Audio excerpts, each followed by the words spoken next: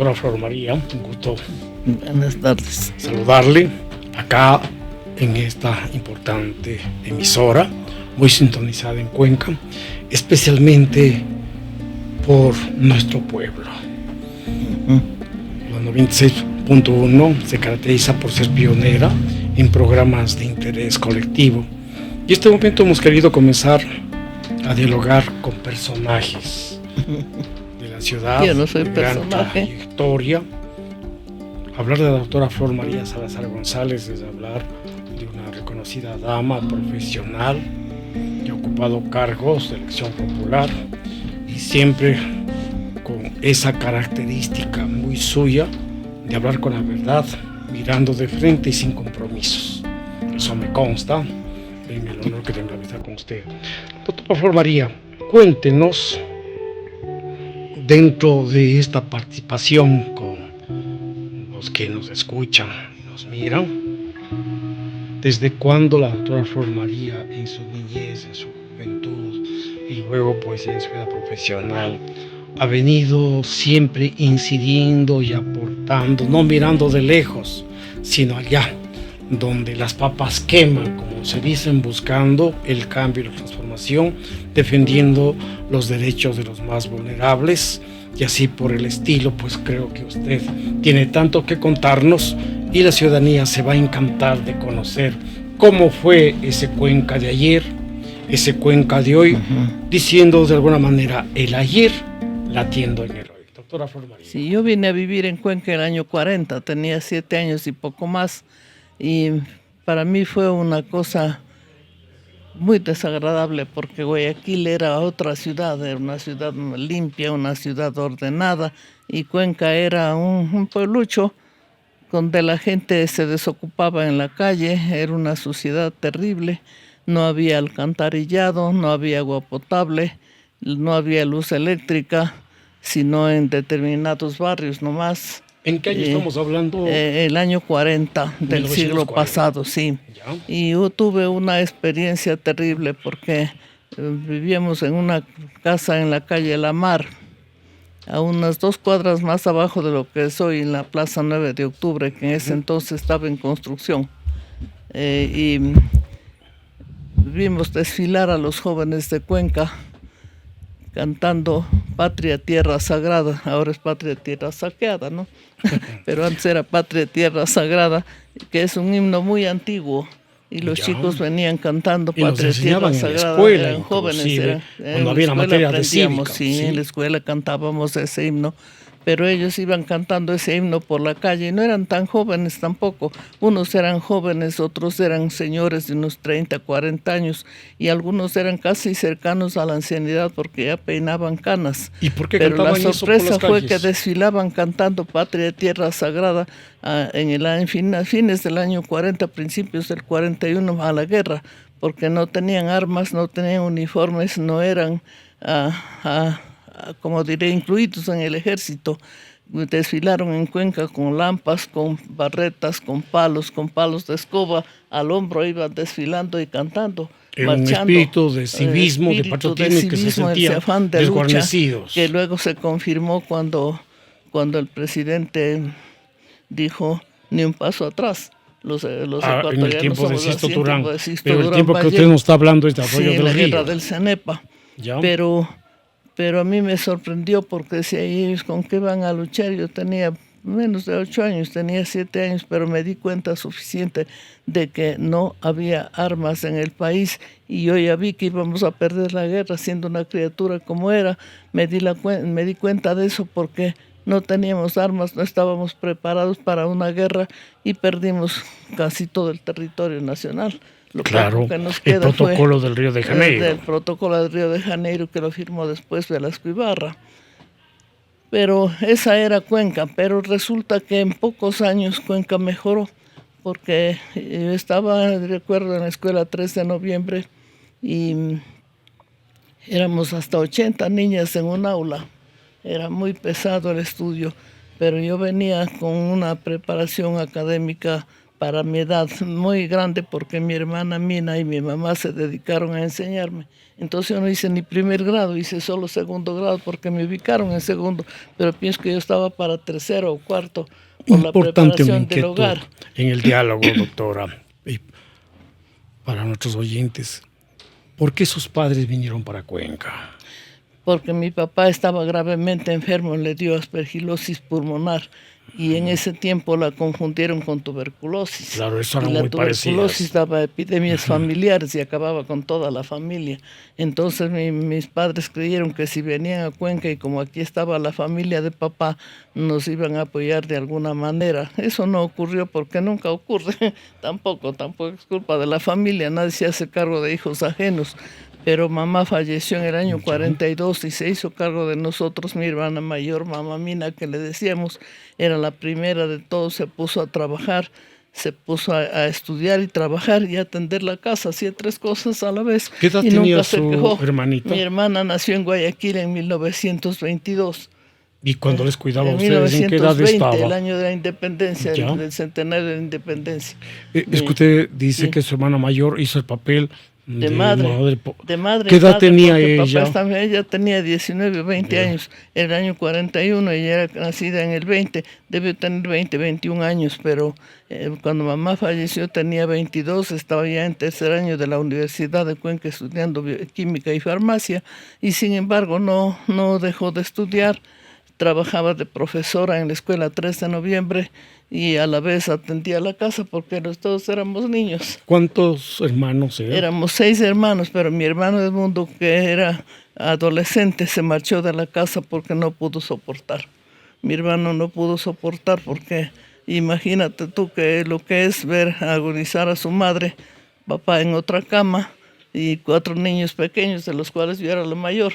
Atrás mío había una de 3 años menor a mí, otra 4 años menor a mí y otro que tenía 2 años. Pero salieron adelante. Salimos adelante porque nos pusimos a trabajar todos. Mamá Mina nos fue educando de tal manera que no solo que hacíamos todo en la casa, sino que también estudiábamos y teníamos buenas notas, además, porque no se nos permitía venir con un 16, con un 14, la mediocridad no era para nosotros. Teníamos que ser de los primeros, teníamos que ser muy dedicados porque se consideraba una irresponsabilidad, una falta de respeto a sí mismo venir con notas bajas. Y cuando veníamos con 18, papá decía, ¿tú por qué vienes con 18? La nota del estudiante es 20, imagínate. Pero nosotros teníamos que ir siempre al máximo, pero no teníamos tiempo de hacer los deberes. Yo recuerdo que iba por la calle escribiendo el deber, porque no podíamos, sino mientras caminábamos a la escuela íbamos estudiando la lección, preparando el deber, escribiendo sobre caminar y escribir. Nos hicimos... como te diré, expertos en escribir y caminar. ¿Qué edad tenía la niña Flor María Salazar de lo que nos está comentando? Porque va a ser un sacudón, por así decir, un ejemplo a los niños de hoy, estudiantes de hoy, que a veces hay un facilismo, quizá. Sí, hay comillas. mucho facilismo, mucha irresponsabilidad, mucha tranquilidad.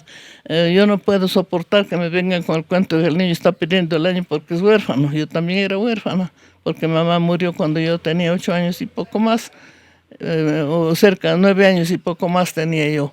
Y mis hermanos menores eran más chicos que yo y lo mismo que yo trabajaron y estudiaron. Entonces el hecho de ser huérfanos no justifica la vagancia. El hecho de ser pobre no justifica la vagancia.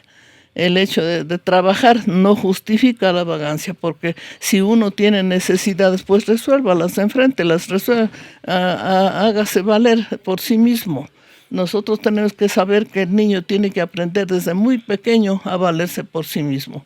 Pero eso de consentirles, eso de darles todo lo que piden, todo lo que ven, quiero esto, quiero este otro, eso está muy mal porque el niño tiene que aprender que la vida no es fácil. Doctora Flor María, o sea, ¿usted está de acuerdo con aquel adagio que la necesidad nos hace inventores? Sí, la necesidad no solo nos hace buenos, nos hace vencedores. Somos vencedores porque nos vencemos a nosotros mismos. No es valiente el que pega, el que insulta, el que grita, el que vence, el que pega a los demás, el que pisotea a los demás. Es valiente el que se vence a sí mismo. Ese es el auténtico héroe. Los demás son despreciables porque agredir a los demás es muy grave. Para los que nos están escuchando y mirando, estamos en un diálogo con la doctora Flor María Salazar González, una muy distinguida profesional, una ciudadana que no ha escatimado esfuerzos por el progreso y desarrollo de Cuenca desde el lugar en que ha estado. Se dice que a una dama no se le pregunta el nombre, pero en su caso, para nosotros, con todo el respeto, es importante para indicar que llegar a ser adulto mayor no es un óbice, es un estado natural de la vida, y con usted hemos trabajado, hemos tenido la oportunidad de motivar a los adultos mayores, esa población que crece. Entonces, pongámonos de allí porque justamente usted nos está transmitiendo su experiencia y su sabiduría, doctora Flor María. Llegar a viejo, porque si bien el cuerpo no obedece, el cuerpo no está dispuesto a hacer lo que uno cree que puede hacer, que se sorprende cuando no puede saltar, cuando no puede dar un paso muy largo, cuando hay un escalón muy alto. Entonces, es una experiencia también porque uno va encontrando que la edad nos va atenuando físicamente, pero gracias a Dios no mentalmente. Entonces, el hecho de ser viejo no nos obliga a dejar de leer, a dejar de aprender, a dejar de estudiar, a dejar de trabajar y de servir a los demás. Usted me ha comentado que está recién cumpliendo los 91 años de edad. No, ya cumplí 92 y si vivo hasta el 4 de junio, cumplo 93. Vea, ya me estoy cayendo de vieja, estoy bastante apolillada, pero hizo la mente felizmente funciona. Esa pregunta para personas de 70, 80 años que creen que la vida ha terminado. Jóvenes de 30, 35 años son realmente personas que andan en cuadros de depresión, creen que es mejor salir de este país, buscando siempre el futuro y creyendo que todo es fácil. ¿Qué diría al respecto? Por eso que yo menciono, que eso no hay mejor que el ejemplo, sí, y decir, de buscar otros no aires es así. En otra parte, eso de pensar que me va a ir mejor en otra parte, me hace recordar algo que un día dijo Sordos Ojos: cambian de cielo, pero no de ánimo los que cruzan el mar. Entonces, ¿de qué me sirve cruzar el mar si voy con la misma pereza, si voy con el mismo afán de seguir siendo ignorante, si voy con el mismo afán de seguir durmiendo hasta las 9, 10 de la mañana, si no soy capaz de levantarme de madrugada, si no soy capaz de bañarme todos los días, si no me gusta aquello, ¿para qué me voy a ninguna parte si voy a seguir siendo yo? Yo soy yo, donde quiera que esté. Volviendo a lo que en el inicio de este muy interesante e histórico diálogo, doctora Flor María, usted manifiesta que llegó en los años 40 y la infraestructura sanitaria y otros detalles de esta ciudad ahora tercera del Ecuador, patrimonio, dejaba mucho que desear. Entonces, ¿en qué alcaldía o en qué gobierno se vio ese progreso de lo que hoy estamos? Había iniciativas por el doctor Cueva Tamariz, primero a Alejandro, que era el médico, Agustín Cueva Tamariz fue el inspirador del alcantarillado en la ciudad de Cuenca, y el ingeniero Guido Ordóñez fue el que construyó las primeras alcantarillas en la ciudad de Cuenca. Fueron dos hombres que empezaron a transformar la ciudad de Cuenca de pueblucho en ciudad. Entonces, poco a poco se fue creando alcantarillado en la ciudad. Poco a poco fue la ciudad mejorando, y para el año 45 ya había alcantarillado en toda la ciudad, ya se había avanzado en el adoquinado, ya se había avanzado en la creación del estadio municipal. Ya estaba construido el estadio en el año 45 y hubo aquí el quinto campeonato nacional de fútbol. ¿Usted vio tal vez la construcción de este estadio o ya estaba? Yo pienso que sí, al inaugurar el estadio debieron poner Honorato Carballo Valdivieso, porque el doctor Honorato Carballo Valdivieso era concejal. Y como yo era alumna del Benigno Malo, le veía al doctor bajando la escalinata que estaba recién construida, que él mismo estuvo ahí parado haciendo construir la escalinata, porque resulta que donde es ahora la escalinata era un barranco y ahí se tiraba la basura y la gente tiraba basura y eran montones de basura. Donde es hoy el puente del Centenario. Sí. A esa altura. No, donde es la escalinata ahora. La escalinata. Sí, ahí se hizo la escalinata para acceder al puente Mariano Moreno, que no sé cuándo sería construido ese puente, eso no me acuerdo, pero pero en el año 45 ya estuvo hecho el estadio, ya estuvo hecha la escalinata, ya la ciudad iba cambiando de aspecto. Era presidente del Consejo Cantonal, si no me acuerdo mal, el doctor Leoncio Cordero Jaramillo, era el doctor Honorato Carvalho Valdivieso, el doctor Joaquín Moscoso Dávila, era gente valiosísima de Cuenca, que estaba en el Consejo Cantonal, no gentuza como yo. ¿Cómo va a decirlo? Y durante la gestión del doctor Miguel Ángel Estrella, que también hemos conocido... El ingeniero Miguel Ángel Estrella se preocupó de adoquinar muchas calles. Él adoquinó muchas calles, pero resulta que no había suficiente fortaleza en el sistema de alcantarillado. Ya. Entonces los consejos cantonales que vinieron después tuvieron que quitar el adoquín para rehacer el alcantarillado, que fue hecho casi en su totalidad revisado en la alcaldía en las 2 alcaldías consecutivas como no me sale el nombre del Cocho Cordero, de Fernando Cordero. Fernando Cordero Cueva fue el que conocido popularmente como el Cocho Cordero. Sí, le conocemos de Corchito, yo le trato de Corchito, Claro. porque hay una anécdota del Benigno Malo. ¿Ya? Resulta que él había firmado con mala letra Fernando Cordero Cueva, y el Alvarito Cordero, el doctor Álvaro Cordero, que era profesor de literatura, corrige los exámenes, dice, bueno, aquí está mal la letra de este muchacho, aquí yo leo Corcho, y de ahí quedó de Corcho el Fernando Cordero. Pero el Fernando Cordero es quien hizo la ciudad prácticamente lo que es ahora en 2 alcaldías. Como urbanista, pero ya ¿qué es? antes, en el año 49, ya Cuenca tenía agua potable. Y Alejandro Serrano Aguilar rehizo el estadio. Alejandro Serrano Aguilar rehizo el estadio. Él fue el que apoyó la formación del equipo de Cuenca, que hasta ahora dura y los alcantarillados también no hizo obras de alcantarillado, hizo pavimentación de algunas calles y todo eso. Ya los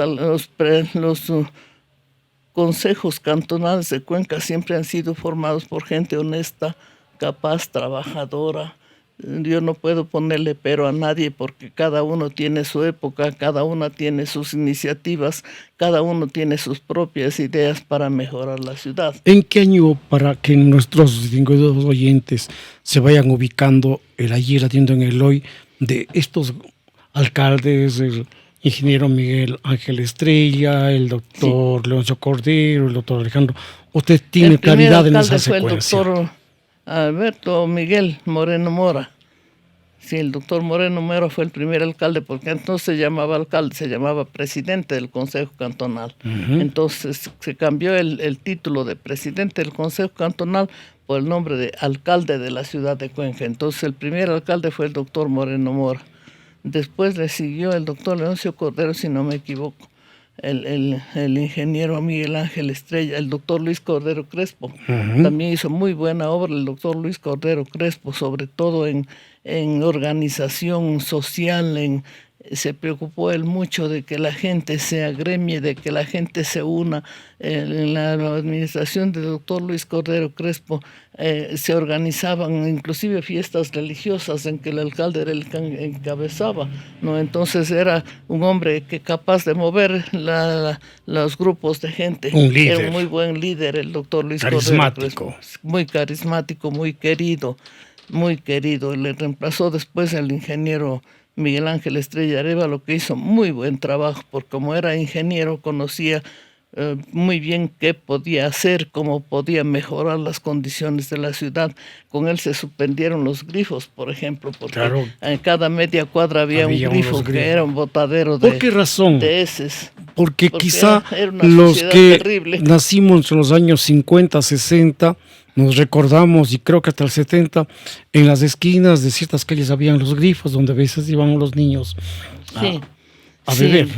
Pero ya antes se suprimieron los grifos. Por los 60s, el ingeniero Miguel Ángel Estrella suprimió la mayor parte de los grifos, porque era un retrete ancho, ¿no? Donde y un riesgo gente, para la salud, indudablemente. Salían las sirvientes de las casas a tirar los bacines utilizados. y no, porque no había alcantarillado suficiente. Y servicios higiénicos en las casas pues tampoco. sí, por ejemplo, el Gabrielito se reía y decía, las cholitas, viendo que estaban lejos de los patrones, empezaban a cantar fumando espero y lavaban las bocinas al ritmo de tango. ¿En qué año más o menos comienzan ya los domicilios, los hogares a contar con los servicios higiénicos? Ya Tengo entendido que era el señor Ordóñez Lazo el que comenzó motivando para esta buena costumbre en salud, construyendo en su casa y que luego... No, el autor intelectual, según yo, y según lo que yo he leído, es el doctor Agustín Cueva Tamariz. A mediados del años 30, por el 32, 33, él ya empezó a inquietarse por un alcantarillado adecuado en la ciudad de Cuenca. ¿Habían pozos ciegos en las casas tal vez? No, ¿O no los había vacinillos? pozos ciegos, no. Había, yo me acuerdo que cuando veníamos de Guayaquil a casa de mi abuela, lo que hacían era hacer un hueco bien grande en la huerta. El pozo en la huerta ciego. Depositaban, no era pozo ciego, era un entierro de las heces. Botaban ahí las heces y echaban más tierra hasta que el hueco se llenaba. Entonces abrían otro hueco. Siempre había un peón en la casa de mi abuela, por ejemplo, en la huerta. Así era como hacían. Y eso a mí me molestaba sobremanera porque en Guayaquil ya había alcantarillado. ¿En qué año más o menos esto? Porque los venía jóvenes de hoy no se pueden imaginar más o menos del año Cuenca. 36, en que yo tenía unos 4 años, ya me acuerdo lo que hacían las sirvientes en casa de mi abuela. Había un cuarto en que había una cantidad de bacines y la gente ahí se desocupaba. Y las sirvientes se encargaban de llevar esto a la huerta y había siempre una lámpara, una pala junto al hueco aquel donde echaban tierra. Y acá en Cuenca los gallinazos que llamaban... No, eso. Aquí había varios, como diré, yo no conocí el de la calle Larga porque se había cerrado antes del 40, pero conocí el gallinazo que se llamaba, que venía por toda la calle Sangurima trayendo todas las aguas negras. Coménteles qué es los gallinazos, porque nuestros oyentes a lo mejor les nuevo esos términos, nosotros estamos queriendo recordar. ¿Qué eran los gallinazos así conocidos? Y que todavía están pues en el subsuelo porque son aguas lógicamente subterráneas. No, le llamaban el gallinazo porque era siempre lleno de esas aves negras que comen carroña. Ya. Porque siempre había carroña. Entonces el gallinazo desembocaba en no me acuerdo si se llamaba el Chanchaco, creo que era, en lo que es ahora la avenida Huaynacapa, que era bien ancho. Había un puente para que pasen los carros al cementerio, por ejemplo, pero el único puente que pasaba al otro lado de la avenida Huaynacapa, a nivel de la calle Gran Colombia, había un puente de tablones de madera para que pasen la carroza con los muertos al cementerio. Pero como yo salía desde los 8 años, salía a repartir la mercadería que papá repartía de tienda en tienda, los caramelos, los cigarrillos de chocolate, los bombones que papá preparaba. Y yo recorría toda la ciudad, pero como mamá estaba ya enterrada en el cementerio, yo siempre pasaba por ese puente al otro lado a ir a saludar a mamá y volvía. Pero yo recorría a veces ciertos trechos de la avenida Huaynacapa, que era lo que se llamaba el Chanchaco. Sí, esta era una sequía enorme de aguas negras, apestosísima, y se veían a la orilla caballos, perros muertos, y a veces hasta niños, y a veces ¿En qué hasta año adultos. aproximadamente? Eran los años 42, 43, 44, sí. En esos años yo ya veía eso, y había cadáveres ahí que los perros daban cuenta. Había moscas en cantidades, esas moscas verdes, cada de los cadáveres, esos había, y había cantidades de perros callejeros que se alimentaban ahí encantados de la vida porque había cadáveres para dar y prestar. ¿Y habían ya viviendas? No había ninguna vivienda alrededor, no. Más o menos había viviendas hasta la calle, lo que es ahora la calle Mariano Cueva. Más allá eran propiedades prácticamente rurales, ya eran zonas agrícolas. Ya no había. Mariano Cueva era la última calle prácticamente. Rafael María Arizaga era la última calle al norte. La calle Larga era la última calle al sur. Y de la calle Larga no había ninguna habitación ni cosa parecida, porque al otro lado del río solo quedaba, pasando por el puente del Vado, el barrio de San Roque, que era pequeño. La iglesia de San Roque, el barrio de San Roque. Pero de ahí para el este no había nada. Ni el convento de las monjas catalinas no había todavía. Posiblemente era una propiedad de las monjas, una propiedad agrícola, pero no había nada. Había al pie del puente del Centenario, bajando a la derecha, donde es ahora el multifamiliar del Seguro, había una casa vieja de un solo piso y en la esquina había una señora que hacía fritada. Pero no había más nada y al otro lado solo era la escuela de medicina, a continuación el asilo de ancianos y a continuación el hospital San Vicente de Paúl y el hospital militar. En ese trayecto, y atrás, doctora al frente, Flor María, atrás quedaba el Tadeo Torres, que era el asilo de huérfanos de Expósitos. ¿quién era el señor Tadeo Torres? El señor Tadeo Torres era un señor muy adinerado que creó estos asilos para niños. Expósitos que los Para llaman. Expósitos, sí. Él creó eso. Lo mismo que Antonio Valdivieso y lo mismo que el obispo Miguel León. Pero ellos donaron de su propio peculio, dieron no solo el espacio, sino la construcción y el dinero para sostener estos espacios, estas zonas de servicio. Cuenca ha tenido gente muy valiosa, gente que se ha dado a sí misma por la ciudad. Este es el caso de Tadeo Torres, por ejemplo, es el doctor Tadeo Torres que da su dinero, con su dinero mantenía el verdaderos benefactores, verdaderos servidores, sí. Y todos estos establecimientos eran confiados a las monjas hijas de la caridad, claro, que son la primera congregación de mujeres religiosas que salen a servir, porque hasta San Vicente de Paúl y son ¿cómo se llamaba la señora? Marillac, Luisa de Marillac, que eran amigos, San Vicente de Paúl y Luisa de Marillac, deciden fundar una congregación de mujeres que salgan a servir a los más necesitados, porque hasta entonces los conventos de mujeres eran de claustro, no salían para nada, no solo pasaban adentro, nunca salían a prestar servicio a la gente, pero se necesitaban enfermeras, se necesitaban educadoras, se necesitaban mujeres que estuvieran al servicio de los demás y crean esta congregación de hijas de la caridad de la Inmaculada Concepción. Que son traídos en el gobierno de García Moreno. Francia por García Moreno junto con los hermanos cristianos. Que así inauguraba el Hospital San Vicente de Paúl, sí, pues para que ellas como enfermeras los cuiden. Las monjas al principio dormían en tiendas de campaña hechas de cartón, pero había, según esto me contó el doctor Arias. Claudio Arias Argudo. Arias Argudo, sí. Él me contó que él había leído que del otro lado del río solo había una propiedad enorme de más de 6 u 8 hectáreas que era de un señor Escudero. Sobre eso, doctora Flor María, nos trae, porque es importante que la ciudadanía conozca las generaciones anteriores, las actuales, las posteriores. Usted alguna vez, como miembro que es de la Sociedad de la Medicina, comentaba que esa era una propiedad del señor Escudero y que entregó para que se construya el Hospital San Vicente de Paúl y entregaba a Cuenca. Y no solo entregó el territorio, sino que puso los peones de su hacienda a construir el hospital. Esas son las historias no contadas que amerita que se esas conozca. Son las historias que no sabemos y que no agradecemos a los cuencanos ilustres que han dado no solo lo que tenían y lo que podían, sino hasta la vida por la ciudad de Cuenca. ¿Cómo se llamaba nuevamente este señor Escudero? No recuerdo exactamente el nombre, pero es un ciudadano español que venía de yo tenía los datos, pero este rato no me acuerdo y ahora que me he hecho vieja. Pero es interesante saber que eso español, entregó para la construcción del Hospital y para Cuenca. Porque el Hospital de los hermanos betlemitas ya no servía, pues el hospital en San Blas.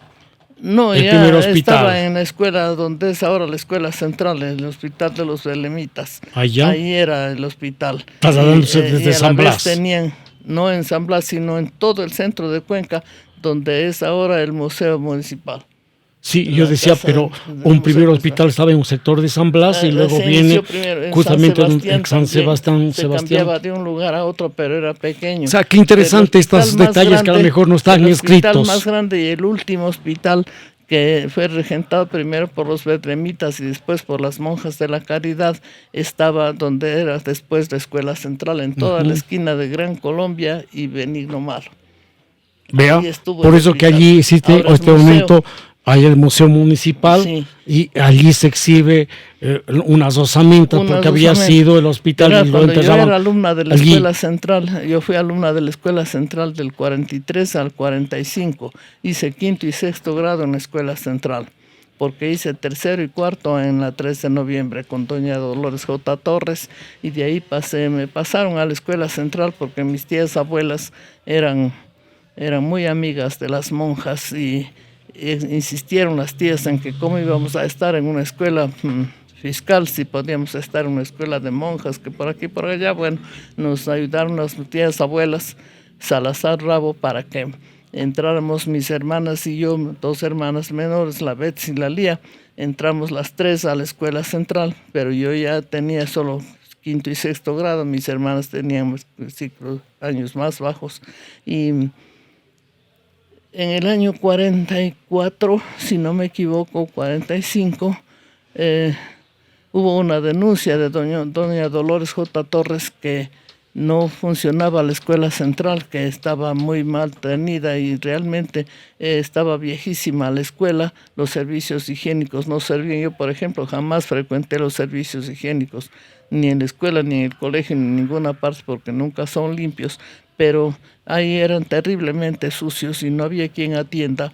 Y por esta denuncia de doña Dolores J. Torres se trató de sacar de ahí la escuela. Pero los padres de familia, encabezados por mamá Mina, que era bastante amiga de meterse en toda bulla que había. Yo me acuerdo que mamá Mina venía del municipio y todo eso, entonces con el gobierno municipal, no me acuerdo quién era el presidente en ese tiempo del Consejo Municipal, posiblemente debió haber sido el doctor Leoncio Cordero Jaramillo o alguien así, o tal vez Honorato Carballo, o tal vez Joaquín Moscoso Dávila, no me acuerdo quién, pero el municipio se hizo cargo porque era propiedad del municipio ese espacio y no atendían a ese espacio. Entonces sacaban cadáveres, sacaban esqueletos por camiones y los llevaban a los osarios del cementerio. Pero nosotras éramos alumnas y en clases, estábamos en clases, no, el patio no funcionaba porque hicieron excavaciones profundas y sacaron cantidades de huesos por camiones, llevaban los camiones. Que tal vez los enterraban huesos. allí mismo a los Ahí enfermos mismo que fallecían. enterraban. Antes se enterraban a los cadáveres en las huertas de las casas, en las paredes. Donde más podían enterraban los cadáveres porque no había cementerio. Y los conventos también tenían esa costumbre, tenían sus propios. En los conventos también se enterraban en las huertas o bajo la iglesia bóvedas correspondiente. Por ejemplo, el cementerio de las monjas de Conceptas se construye a finales prácticamente del siglo XVIII. Ya en 1890 y por ahí se construye ese cementerio para las monjitas, pero antes se enterraban bajo la iglesia, ¿no? Entonces, o en la huerta. Entonces, parece que en este hospital, que está regentado por los berlemitas primero y por las monjitas después, enterraban los cadáveres en el patio central, porque los conventos siempre se hicieron así y las casas de Cuenca también se hicieron después así. Hacían primero, trazaban el patio y alrededor los corredores y dentro del corredor las habitaciones. Entonces así se hacía, se trazaba primero el patio. Entonces aquí lo primero que habían trazado seguramente era el patio y ahí enterraban a los muertos. Y por eso es que ahora tienen ahí en el municipio, todavía tienen una tumba, porque parece que les enterraban acostados en el piso, no verticalmente, sino horizontalmente. En esa gran trayectoria de la doctora Flor María Salazar, llega a ser estudiante del Colegio Benigno Malo. Sí, entré al Benigno Malo en el año 45. Para esa época no común que una mujer vaya al colegio. Sí, había era una serie raro porque de situaciones, a las niñas que de salían de la escuela enseguida les hacían casar. Así se casaban de 14, 15, 16 años, no llegaban más allá. Y las chicas que no se casaban hasta los 16 o 17 años ya empezaban a volverse, a quedarse en la percha que decían antes. Claro. Entonces decían vieja percha, una mujer de 20 años que no se había casado y era una percha. Entonces era muy mal visto que las niñas no se casaran a tiempo, pero papá era enemigo de eso. decía ustedes, no busquen de casarse, no busquen una mujer, no necesita de un hombre para vivir, aválganse por sí mismas, decía papá. Entonces nosotros lo que menos teníamos era intención de casarnos. Y de la escuela 3 de noviembre fuimos 3 alumnas de la escuela central, fuimos a parar en el Benigno Malo en el año 45. ¿Cuántas Y las alumnas 3 hubo? nos graduamos de universidad. En ese tiempo que yo era ¿Quiénes alumna, eran? éramos solo 17. Mis compañeras eran Betty Aguirre Molina, que se graduó de licenciada en enfermería y falleció hace varios años. Le dio cáncer a la Betty. Y la otra vive todavía, la doctora Carmela Moscoso Falconi, es doctora en química y farmacia como yo. Entonces las 3 nos graduamos de universidad porque teníamos de un acervo cultural muy valioso del Benigno Malo. Mis profesores eran gente de mucha valía, eran Julio Bachica, Leoncio Cordero Palacios, Gabriel León, Leopoldo Abad Hurtado, Julio Peralta. Esos eran nuestros profesores, eran gente de una cultura universal enorme. Ahora algunos profesores ni escribir saben, pero en esa En época aquella los profesores constructiva sí nuestros es, eran muy valiosos. Don con Emilio mística, Murillo con Ordóñez, vocación. sí, don Emilio Murillo Ordóñez se Muy paraba de serios. espaldas al mapa. Sabía tan bien los mapas de Europa, de Asia, de América, que con el puntero iba señalando lo que describía él en el mapa, imagínate. Y él de Unos espaldas al mapa eruditos. señalaba con el puntero. Iba siguiendo el curso del Volga, el curso del Danubio, el curso del Amazonas con el puntero, pero de espaldas al mapa, yo no sé cómo hacía. ¿Qué asignaturas había en ese tiempo que usted recuerda? Eran pocas, pero muy buenas. Tenía de profesor de dibujo, por ejemplo, el doctor Lauro Ordóñez Espinosa, que nos hacía levantar el plano del aula. Nos enseñó dibujo arquitectónico, entonces aprendimos a dibujar arcos escarzanos, arcos de medio punto, arcos ojivales y más. Aprendimos en segundo año de colegio con el doctor Lauro Ordóñez Espinosa. El doctor Leoncio Cordero Palacios nos dio botánica en segundo curso y zoología en tercero. 2 años estuvimos con él, pero qué duro que era estudiar esas materias porque era bien difícil. Nos daba geometría el doctor Gabriel Aguilar. El doctor Gabriel Aguilar nos daba, hermano del alcalde Aguilar. De Alejandro Sí, Serrano. de Alejandro Serrano, el doctor. No, tío de Alejandro Serrano Aguilar. Hermano de Vicente Aguilar, que era futbolista. Gabriel y Vicente eran hermanos. El doctor Gabriel Aguilar nos dio, el doctor Julio Bachica nos daba matemáticas, y lo mismo que don Gabriel León. El Chugo Muñoz famoso, pues, Manuel María Muñoz Cueva era nuestro profesor de letras, nos daba lectura y ortografía, pero qué manera de dar clase de este ciudadano, porque hablaba francés y castellano. Un Con mucha personaje muy fluidez y Cueva. latín, un personaje muy valioso, de una cultura amplísima. Y él nos contaba, por ejemplo, cómo era Francia, cómo era París, cómo era la cultura parisiense, cómo era la cultura europea, y nosotros éramos boquiabiertos escuchándole al Chuquito Muñoz, que era muy buen profesor y muy buena persona además. Don César Ochoa nos daba inglés, pero nos exigía tanto que ya en tercer año teníamos, como se dice, comunicación por carta. Tenemos correspondencia con estudiantes norteamericanos. Entonces, los estudiantes norteamericanos nos escribían en inglés para que nosotros traduzcamos la carta. ¿Cartas de amor, quizá? No llegó a eso, pero sí hubo un incidente bien valioso. Yo lo tengo escrito a manera de cuento, pero es verdad. Porque una de las chicas que era bastante feita, bastante parecida a mí, la pobre, me da una pena, hasta ahora me da risa, pero se mandó fotos de Aida Alvarado, que era preciosa. Aida Alvarado Torres era hermosa mujer, y había mandado fotos de Aida Alvarado a un chico norteamericano que era de Chicago, muy adinerado y todo eso, pero durante 3 o 4 años esta muchacha había mantenido esa correspondencia con este chico y mandando fotos de Aida Alvarado y más, y pidiéndole fotos a Aida, que Aida ni sabía para qué le pedía las fotos.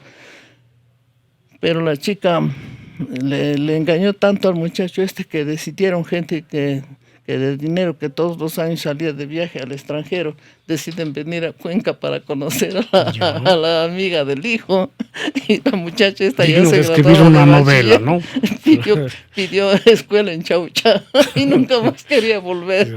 Vea usted esas anécdotas de vida se tan necesitaban 7 horas importantes. de viaje a caballo para llegar a Chaucha. Se gradúa en el Colegio Benigno Malo, No, doctora yo Flor no me María. gradué, no me gradué en el Benigno Malo. ¿Dónde se graduó? No, porque yo había ganado el tercer año del Benigno Malo y en eso a mi hermana Mina le dieron cargo de profesora porque aquí era representante de botica y el sueldo a duras penas alcanzaba para vivir. Entonces le dieron cargo de profesora del Colegio Pedro Vicente Maldonado en Riobamba y nos llevó a vivir en Riobamba. Y termina allá usted su Sí, yo seguí bachillerato. estudiando allá, pero para mí fue un cambio brutal porque Claro. yo fui del Benigno Malo con un acervo cultural muy alto. Con todos esos profesores que los menciono. Había pues. hecho botánica en segundo curso y zoología en tercero. Y voy a cuarto curso y había cambiado el pensum, pero allá llevaban un pensum completamente ajeno a lo que era acá, el del Benigno Malo, que era terrible. Empiezan por qué es célula, qué es química, qué es física, cuando yo había hecho 2 años de física y 2 años de química aquí. O sea, fue un retroceso en sus Fue un retroceso conocimientos. tremendo y me sentía muy mal. Y había lo que ahora antes no se llamaba así, pero ahora ya se llama acoso sexual. Ya. Los profesores se ponían cariñosos, querían mandar la mano y todo eso, y yo me enfurecía, me ponía a gritar como loca cuando alguien de los profesores me faltaba el respeto porque estaba acostumbrada a que se me respete. ¿En qué años estamos hablando Y de esto entre el año aproximadamente? 48. Ya. El año 48. Usted termina el bachillerato y regresa para Cuenca. ¿Ah? Después de terminar allí su bachillerato, regresa para a Cuenca. sexto año no me dieron matrícula por indisciplina en el colegio. Y me mandaron. Era mamá indisciplinada mía, la doctora Flor Se María. arriesgaron a recibirme las monjas salesianas. Y ahí me encontré con Son Ruth Ojos, que era una maravilla de persona. Indudablemente. Yo le debo mucho de lo que soy a Son Ruth Ojos. Entonces ahí me encontré con Son Ruth Ojos y traté de enmendar el comportamiento, pero nunca me compuse.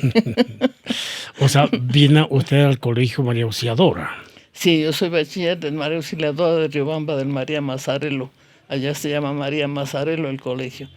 Y viene luego acá a la Universidad de A la Cuenca, la universidad. escuela de... Estudié medicina 1 año y perdí el año con todos los honores. Y me casé con Gabriel Tenorio y entré a primer año de farmacia. Era, tengo entendido, la escuela de medicina, de química y de odontología juntos en la escuela de la medicina. era, la escuela de medicina tenía, digamos, la facultad de medicina tenía escuela de medicina, escuela de odontología, escuela de enfermería que se fundó después, escuela de química y farmacia. Esas eran las escuelas de la Facultad de Medicina. Entonces nosotros en el año 56, yo era alumna, yo no me metí mucho en esas cosas porque a pesar de que yo era de las que más protestaba entre los compañeros, pero nunca hablé con los profesores, no me daba tiempo porque yo tenía a mi niño de cuidar y tenía que trabajar en la botica, entonces no me quedaba en las reuniones de los estudiantes, pero parece que es el único caso, creo que en el mundo entero, en que los estudiantes se declararon en huelga pidiendo más horas de clase y mejor educación. Porque Tenga la bondad de volver a repetir esto, porque realmente no es algo que pueda pasar desapercibido. ¿Qué hicieron? ¿Por qué protestaron los estudiantes? Porque teníamos 8 y 9 horas de Y clase querían a la más semana, horas de y clase. queríamos más horas de clase. Por ejemplo, entramos a la clase del doctor... mejor no doy el nombre.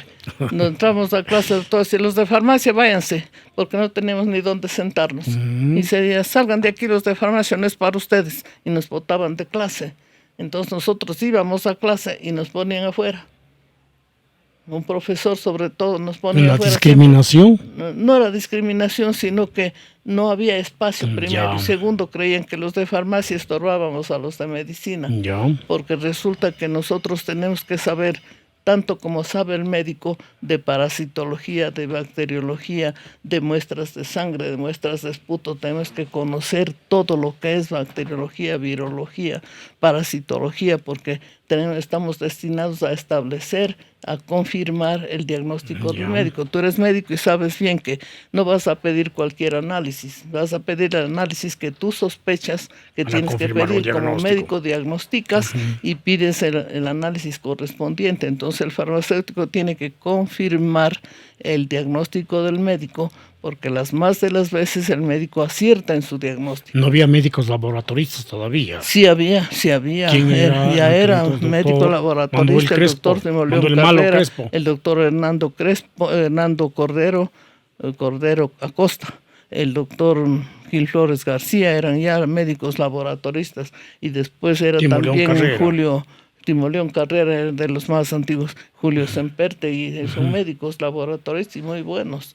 Pero farmacéuticos hay magníficos laboratoristas, ahora son un gentío, porque en la Facultad de Química le dieron mucha importancia al análisis clínico y descuidaron lo que era farmacia. Entonces prácticamente no estaban formando farmacéuticos. Eran químicos industriales los directivos. Son dos facultades, dos escuelas que tiene la Facultad de Medicina. Pero en ese tiempo había de ciencias químicas. Tiene dos escuelas, bioquímica y farmacia, y química industrial. ¿Cuántos estudiantes eran? Y era como el acceso a la universidad, a estas escuelas. Para nosotros ¿había exámenes de ingreso? Era difícil con los familiares, que por supuesto no de mi casa, porque en mi casa era una obligación ir a la universidad. Nosotros se nos formó con la decisión de que no podíamos dejar de estudiar mientras no alcanzáramos el tercer nivel, que no había más altos niveles en ese tiempo de educación, porque nosotros íbamos preparándonos directamente para la universidad. Pero en cambio en el resto de la población había una especie como de idea chueca de que las mujeres que viven entre hombres ya no tienen nada que perder, son unas tales por cuales les gusta estar con hombres, como si Dios en su infinito poder no hubiera hecho lo que ha hecho, de poner hermanos y hermanas en la misma casa, ¿no es cierto? Y Dios nos hizo para amarnos entre hombres y mujeres, pero eso la gente lo miraba mal, y alguna ocasión una chica de la familia dijo: ay, las universitarias tienen unas fachitas. Yo dije: sí, fachas intelectuales, pues no fachas de sirvientes como ustedes. Me dio coraje porque no podían decir eso, porque se consideraba que ser universitaria era poco menos que ser mujerzuela. Éramos consideradas como gente de segunda categoría, como mujeres detestables, como mujeres corruptas. Ser universitaria, ser corrupta desde el punto de vista sexual. ¿En qué año estamos hablando que había esta hasta mediados, bien entrados del siglo pasado? Hay el caso de una chica que era compañera de mi hermana Lía, y cuando la Facultad de Medicina pasó de la esquina del parque al otro lado del río, los padres no le dejaron ir a la chica a la universidad. Tú no pasas al otro lado del río, imposible, como una niña como tú puede ir al otro lado del río. Imagínate, y no le dejaron terminar el estudio a la chica. Entonces, digno de Ripley. Ahora a las chicas se les ayuda, se les empuja a la universidad. En nuestra época se nos quería sacar de la universidad, se nos consideraba gentuza por ir a la universidad. Éramos mujeres que ya no teníamos ninguna respetabilidad por el hecho de ir a la universidad. Y yo tuve que romper con una familia porque nos invitan a un almuerzo y habían servido ya la sopa. Estábamos esperando que sirvieran la sopa a todos. Y una de ellas le dice al Gabrielito: usted ya le ha mandado a su mujer a la universidad, después no ha de saber de quién son los hijos. Imagínate. Entonces yo lo que hice fue ponerme de pie y dije: vamos. Indudablemente. Y nos levantamos y nos fuimos. No volvimos a poner un pie en esa familia. En ese marco, doctora Flor María, había las tradiciones y costumbres de Cuenca. Había esa posibilidad de, siendo estudiantes universitarios, también ir a participar de los Corpus Christi, de todos estos eventos cristianos, católicos, que se caracterizaba a Cuenca. Que hay que recalcar es que las mujeres que van a la universidad no van en busca de marido ni de aventuras, será alguna que otra, pero la gran mayoría van con afán de estudiar. Y había esa situación hasta los años 70, doctora Flor María, en que consideraban que las mujeres no podían ir a la universidad, sino con ciertos epítetos inadecuados de los profesores. Y inclusive yo salí veraz de la universidad, me renuncié en el año 2002, porque resulta que mi compañera muy valiosa, la doctora Graciela Cherres, me dice: oye, vos estás de cumpleaños. Digo: cierto que estoy de cumpleaños. ¿Y cuántos cumplo? Cumplo 70. ¿Qué hago en la universidad? Debo renunciar. debo dejar espacio para gente más joven. Entonces yo trabajé hasta los 70 años tranquilamente. Sin ¿Cuántos darme ni años cuenta. como catedrático universitario? Estuve en la universidad desde los 72, 74, no me ¿Qué acuerdo. funciones nomás ha cumplido la doctora Flor Yo María di química Salazar? en la universidad, entré para Y a dar nivel química de la general sociedad, primera. Sí, para un ahí conocimiento de nuestra yo ciudadanía. vi cómo se portaban las chicas, que eran una maravilla de señoritas, damas de primera. Entraban como cabras locas, que decía yo, vienen las pobres criaturas con miedo, con temor de estar en otro ambiente. La universidad es un ambiente completamente diferente del colegio. Nadie les dice, ven acá, ni fórmate, ni entran, ni nada. Cada quien es dueño de su bulto. Y hasta que se acostumbren a eso pasan unos días. Pero al mes de estar en la universidad, ya las chicas se transforman. Ya. Se transforman de adolescentes en tontitas, desorientaditas, a damas que se portan con toda seriedad, con toda seguridad, con toda dignidad en la universidad. Para mí las chicas universitarias son admirables porque son mujeres dedicadas exclusivamente al estudio sin dejar de trabajar. Pero y he algunas conocido, en la casa todavía les molestan. decía, perdón que interrumpa, he conocido que la doctora Flor María Salazar fue profesor en el colegio de la María Auxiliadora, en otros establecimientos, pero les ponía también en vereda. No había indisciplinas con la doctora Flor María. No, no había indisciplina porque en ese tiempo las personas, los jóvenes, todavía respetaban a los mayores. Entonces, por ejemplo, a mí me dicen, usted se hizo respetar en el Benigno Mal. No, yo no me hice respetar en ninguna parte. A mí me respetaron porque quisieron respetarme. Si no me hubieran querido respetar, me hubiera ido llorando a mi casa. No me hubiera quedado otro remedio porque no hubiera podido soportar. Pero les formaba para ciudadanos Sí, de bien del mañana. pero siempre a mí yo les decía a los chicos, mira, de nada sirve que sepas química al revés y al derecho si primero no eres un hombre de respeto. Primero tienes que ser persona y después tienes que ser intelectual. Si no eres persona, no sirves para nada. Entonces tienes que aprender a ser hombre con H mayúscula y B larga. No, Los muchachos se interesante. reían, pero Sí, es la sí, verdad. pero Porque si lo no es entendían. un hombre en todo su esplendor, ¿qué hace de estudiante? Si no es un hombre capaz de sobreponerse a sí mismo, a sus propias pasiones, a sus propias inclinaciones, a su propia agresividad, porque los jóvenes son agresivos por naturaleza, por ser varones, por ser machos. Entonces, eso, si no logran superarse a sí mismos, ¿qué hacen ahí? La doctora Flor María Salazar, multifacética junto a su querido esposo, tengo entendido que ustedes tuvieron la empresa tan conocida en la niñez, los Limber, los Cahuitos. No, no. Los Limber no eran nuestros, sino de un empleado de papá.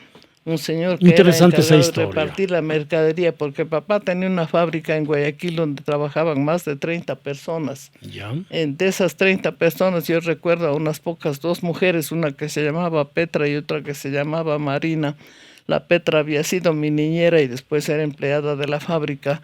Era una mujer hermosa, de ojos claros, pero de un genio de chapa. Era terrible la señora, no soportaba nada. Pero esta Marina, por ejemplo, me sentaba en las piernas y me enseñaba a envolver los caramelos, a llenar las bolsitas de pinol con una paciencia única. Se llamaba Marina esta niña. Y había dos morenos, dos afrodescendientes. El uno se llamaba Domingo y el otro se llamaba Marcos. Y había un Montubio que se llamaba Arturo. Eran 4 con mi hermano Diego, con mi hermano Edmundo, que era mayor a mí con 8 años. Entonces, cuando sonaba la bocina de los bomberos, me iban cargando a mí al incendio. Yo no me perdía incendio y ellos tampoco. Ya. Entonces papá ponía el grito en el cielo, les amenazaba que les iba a romper el alma, que no sé qué, pero no había quien les contenga a estos muchachos porque volaban al incendio. Y eso le indujo a que un momento dado usted sea también voluntaria del Cuerpo de Bomberos. No, yo no fui voluntaria del Cuerpo de Bomberos, sino que cuando estuve de concejal Fernando Cordero o el consejo, no sé quién decidió mandarme a formar parte del Consejo de Administración y Disciplina del Cuerpo de Bomberos. ¿Ya? Entonces yo ni creí, porque para mí los bomberos son adorables. Estos antecedentes para mí, que nos comentan, el ser pues. más admirable que pisa la faz de la tierra es el bombero, porque les he visto trabajar Y se desde arriesga que la era vida. niña. Dan por la todo, vida por sí. la gente a cambio de nada. Entonces, yo les he Incomprendidos, visto ¿no? trabajar desde que fui Injustamente. niña. Yo tendría, desde que me acuerdo cómo me llamo, nunca me perdía un incendio en Guayaquil, porque hay incendios a cada paso. Pues Claro. ahora ya no es mucho, porque las casas son de otra construcción, pero antes eran de quincha, que se llamaba de caña guadúa o de madera. Entonces esas casas volaban en el incendio. Cuando usted va a hacer, entonces, del cuerpo administrativo de los bomberos, ¿era como hoy por hoy o era un mejor trato, una mejor consideración? No, Porque a siempre veces ha hay que habido. informar eso a la ciudadanía, como usted acaba de decir, tal vez profesiones incomprendidas y la de bombero también Sí, no saben lo los que hay bomberos detrás son de muy eso. sacrificados, pero hay bomberos especialísimos. Yo, por ejemplo, entré cuando era primer jefe el doctor Eduardo Suárez Quintanilla. Primero un caballero a carta cabal, segundo un bombero de primera. Cuando murió el chico Hanna Muse, el chico bombero que falleció, el Mufid Hanna, el doctor Suárez. Yo creo que ese día perdió la mitad del peso, porque yo fui a ver a los bomberos y el Eduardo Suárez era reducido a la mitad. Había perdido hasta peso del sufrimiento, de la amargura, de la angustia. El Fernando Figueroa lloraba de pena, porque el Fernando, otro bombero de primera, el chico Dorian Carrasco, Patricio Orellana, magníficos. Ahora el primer jefe es Sixto Eras, era mi alumno desde tercer año, cuarto año de Benigno Malo, sí. Pero qué maravilla de personas, porque son gente que no piensa en sí misma, sino en los demás. Felipe Camacho, otro. Todos ellos son gente de, como diré, héroes vivos son. Doctora Flor María, ¿qué cargos a nivel público y privado usted ha desempeñado? Yo Porque no es larga su ningún cargo que historia. valga la pena. Yo solo fui concejala dos periodos nada más. Y el tercio del tiempo Siempre muy modesta solo usted, fui profesora en algunos colegios y siempre feliz, porque para mí lo mejor que ha sido es la cátedra. Mientras puedo dar clases, soy feliz. El tiempo para mí no corre. Estaba antes preguntando algo que todavía se mantiene felizmente, la elección de la chola cuencana, los Corpus Christi, algo que le hace ese patrimonio intangible de Cuenca. Sí, Cuenca es especialista en esas cosas.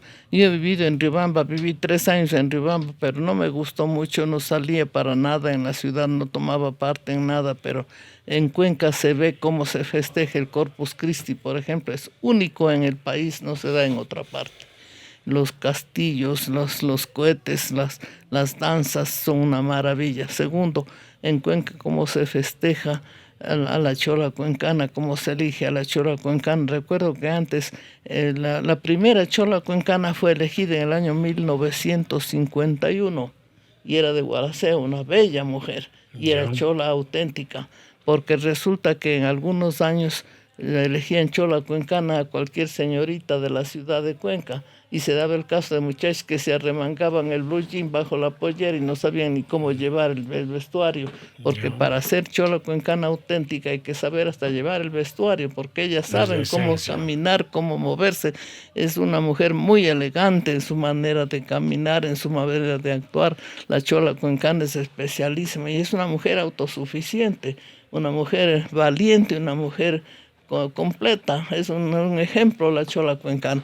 Entonces después pasó esto al municipio y en el municipio se elegía la chola cuencana de acuerdo a los méritos de la señorita. Me acuerdo que al principio algunos concejales decían, ¿qué importa si es universitaria? ¿Qué importa si no usa? No, yo exigía, si no usa la pollera todo el año, ¿qué chola cuencana es? Pues si no vive con ese traje de chola cuencana, no es chola cuencana. Se cambió el espíritu. No sirve para nada. Tiene que tener la manera de ser de la auténtica chola cuencana, que es una mujer magnífica. Entonces, si no es auténtica chola cuencana, ¿qué hace ahí? van a elegir a cualquiera, se exige una muñeca, buscan una muñeca y vístanle de chola y acabado el incidente. La chola cuencana fue una iniciativa a través del Centro Agrícola Cantonal. Fue iniciativa del Centro Agrícola Cantonal y casi hasta el año 2000 y pico, 2004, 2005, en que el presidente de las juntas parroquiales, Lauro, ¿cómo se llama? ¿Sixto? No, Lilio Carpio.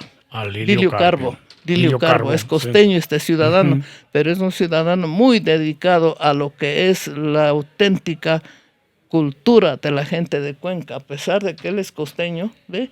Él defendía que la chola cuencana tiene que ser chola auténtica. Entonces, Lilio estudió acá en Cuenca, pues, la Universidad de Cuenca, sí, es abogado. Aquí estudió, es abogado. Lilio Carbo es muy valioso, muy respetable. Entonces, este ciudadano, el que más defendía que la chola cuencana tiene que ser auténtica, y en eso yo le secundaba. Porque no se puede elegir chola cuencana a cualquiera que no es chola cuencana auténtica. ¿Para qué? Me parece una estafa, una cosa fuera de lugar. Entonces yo siempre combatí que la chola cuencana tiene que ser auténtica. Entonces, como se elige, cada parroquia elige su chola de su parroquia. Y entre ellas concursan y de ahí se elige a la chola cuencana. Es una cosa muy bien hecha ahora. Hay una ordenanza, inclusive si no me equivoco, y esa elección es de la auténtica chola cuencana. ¿Y nuestras reinas de Cuenca? ¿Ah? Y nuestras reinas de Cuenca también. Nuestras reinas de Cuenca son elegidas casi siempre por la esposa del alcalde. Ella busca las niñas de Cuenca. Y bueno, ahí sí puede ser cualquier señorita, sea de las parroquias, sea de la ciudad, sea de universitaria, colegiala o como sea, pero tiene que ser de Cuenca. ¿Se acuerdan de las primeras, tal vez, reinas de Cuenca? Algunas primeras. Yolanda Malo, por ejemplo, era preciosa. ¿Ya? Bellísima era la chica Yolanda Malo. Otra que era una preciosidad de mujer, la chica González. Susana González. Candidata también la Carmen Ponce. ¿Ya? La Estelita Doral. Algunas, me acuerdo de algunas. La chica Borneo era preciosa. Son mujeres muy hermosas las que han sido. La chica Chalco, Stephanie creo que se llamaba la chica Chalco. La chica Ochoa, otra maravilla. Jenny Vázquez. La chica Flores. Muy hermosas mujeres, porque Cuenca tiene mujeres preciosas. Antes eran pequeñitas, ahora son unas chicas altísimas, de unos 70, unos 80 de estatura, que da gusto de verles. Debieran concursar en concursos internacionales de belleza, digo yo, porque son hermosas. Y no les puedo poner pero a ninguna de las chicas, porque con algunas de ellas, que ni me acuerdo los nombres, tuve ocasión de conversar, de trabajar, de hacer algunas actividades con ellas, pero son muchachas muy bien preparadas. La chica Salazar mismo era muy bien preparada, la chica Ana Cecilia, creo que se llamaba, me acuerdo, sobrina, creo que era de Ana Cecilia Salazar Vintimilla. Valiosísima la muchacha, porque además tenía una altísima cultura universitaria. Entonces ha habido gente muy valiosa entre las reinas de Cuenca. En el mágico mundo Susana González llegó a en los años 60. Sí, diputada era, claro, Susana González. Así es. Además de hermosa, muy culta, literata, escritora, y todo mérito tiene, pues no son algunas votadas las reinas de Cuenca. Sí. En el mágico mundo de la radio, decía, lamentablemente el tiempo es nuestro peor enemigo y no queremos abusar de su gentileza. ¿Qué hace la doctora Flor María Salazar ahora, siendo un referente de llegar a ser adultos mayores, activos, saludables, creativos? Y lo ha estado demostrando en este diálogo, con esa gran sapienza, esa gran memoria, y que en realidad aspiramos que motive a muchos adultos mayores, a adultos jóvenes, a los niños, porque es una etapa natural. ¿Qué está haciendo la doctora Flor María? ¿Cómo se desenvuelve? Y tengo entendido, con mucha independencia y autonomía. Sí, todavía soy independiente, gracias a Dios, a pesar de que voy para 93 años. Ya tengo prácticamente 93 años. Todavía ando sola, todavía salgo de mi casa, cojo un taxi y voy donde quiero. Voy sola al supermercado, solo acompañada de la señora que tiene que levantar los pesos, porque yo ya no puedo. Entonces ando en taxi para todo lado. porque cómo me pongo a llamar a mis hijos que vengan a llevar, que vengan a traer, porque es una mecha, porque ahora el tránsito es imposible, entonces pierde mucho tiempo, mucha energía, mucha paz por eso. Entonces yo cojo un taxi, voy donde quiero, digo, son míos todos los taxis de Cuenca, levanto la mano y ya tengo un taxi a mi disposición, y nunca un taxista se ha portado mal conmigo. Yo tengo mucha gratitud porque son gente comedida, respetuosa, amable. Yo tengo mucha gratitud con los taxistas porque se portan bien conmigo, sobre todo viendo mi edad. A veces hay 2, 3 personas esperando taxi, me llevan a mí porque soy vieja, a los demás les van dejando, pero me llevan a mí. Yo tengo esa gratitud con los taxistas. Pero ahora, como ya no trabajo mucho, ahora de vez en cuando se me ocurre algún cuentito, escribo un cuentito en la computadora. Felizmente manejo la computadora, gracias a Dios. Escribo un cuentito o colecciono recetas de cocina, hago pan de yuca, hago pan cuando quiero, hago dulces, hago tortas, lo que me gusta hacer, y tejo, bordo, hago lo que me gusta hacer. Y se va todavía cuando puede a la farmacia Olmedo a supervisar. Voy de vez en cuando a la botica, no voy mucho porque desde la pandemia hasta la pandemia trabajé.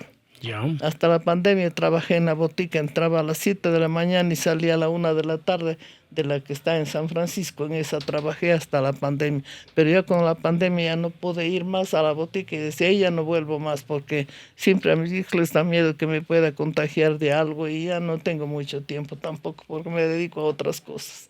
Señoras y Paso leyendo, señores, a veces leo horas. qué de grato horas. dialogar Me con olvido usted. del tiempo. La farmacia Olmedo también tiene toda una larga historia en Cuenca. Sí, nosotros trabajamos en la botica. La botica es fundada en 1932, el 8 de marzo, ya cumplió 93 años la botica.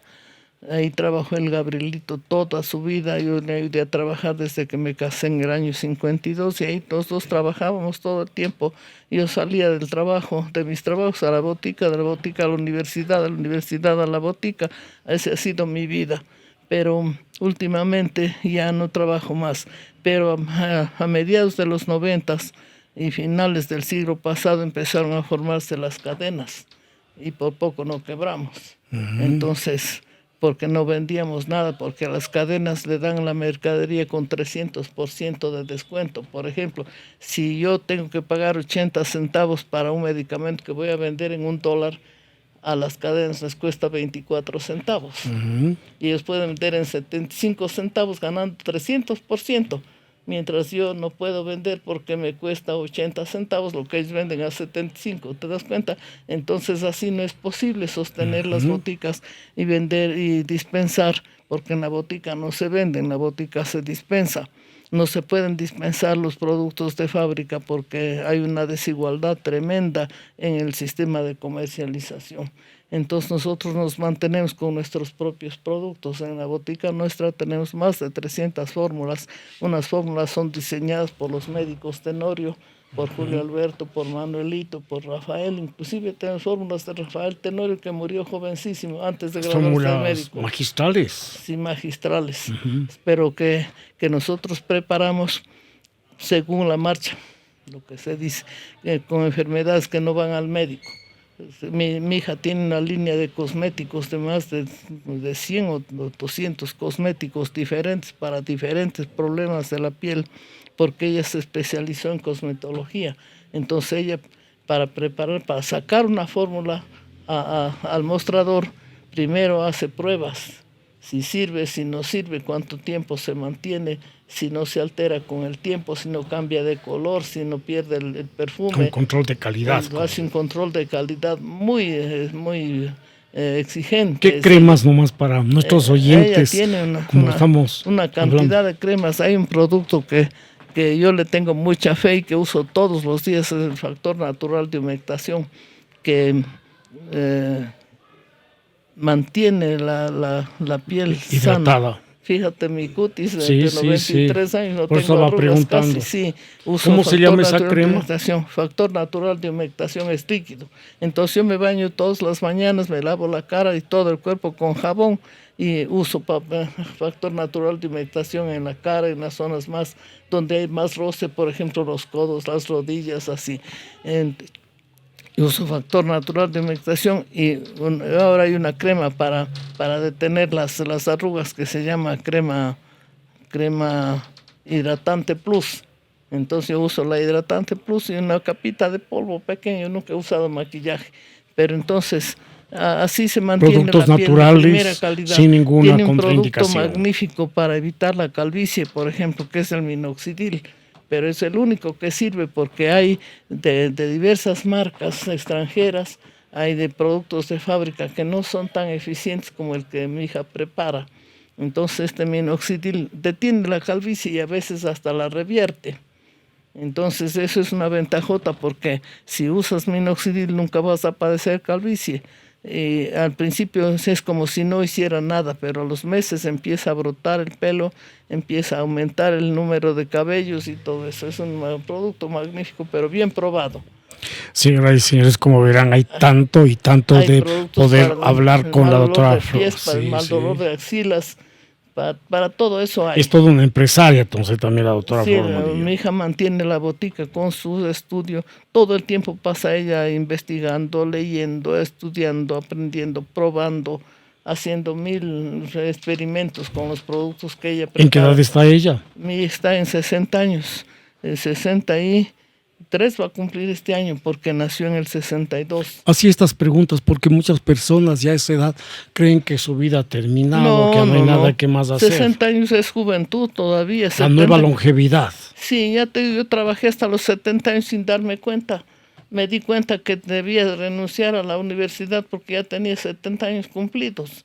Debía jubilarme porque ya estaba con mucha edad supuestamente, pero hasta hoy día estuviera dando clases tranquilamente. Así Claro, es. así es. Señoras y señores, ha sido un gusto y un alto honor dialogar con la doctora Flor María Salazar González, quien amablemente, como es su característica, no ha escatimado su tiempo y poder estar aquí en los espacios de Radio 96.1 y aspirando que esta historia de vida en torno a sus conocimientos les motive, les ayude y sepan que llegar a ser adultos mayores es un privilegio, un milagro, y el mundo se está poblando de adultos mayores y aspiramos de la misma manera para bien. Cuando haya adultos mayores como le caracteriza a la doctora Flor María Salazar, creemos que habrá un mejor futuro. Muchas gracias.